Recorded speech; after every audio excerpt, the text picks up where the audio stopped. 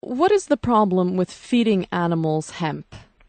Certain varieties of hemp contain a considerable amount of THC, a quite well-known psychoactive substance.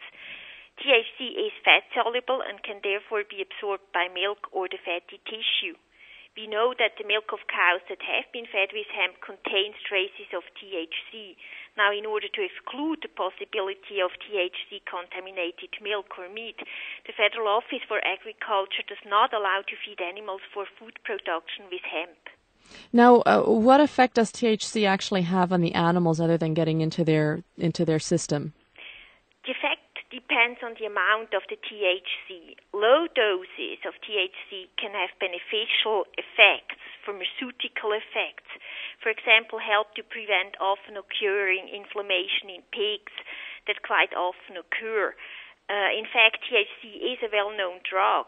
However, if the dose is high, it can influence the nervous system. Dog owners, for example, have observed that dogs started to limp after having eaten hemp cookies. The THC content in hemp varies. That is why we do not want to take the risk to feed animals for food with hemp. Because it can't be controlled, I guess.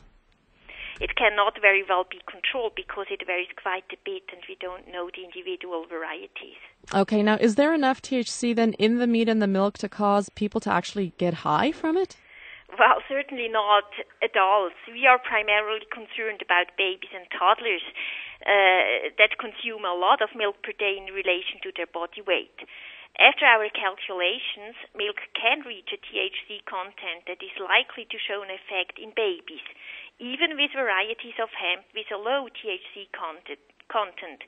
It all depends on the amount of consumption. Feeding dairy cows with hemp, in our opinion, is not reasonable. Okay, and what really are the problems with THC then?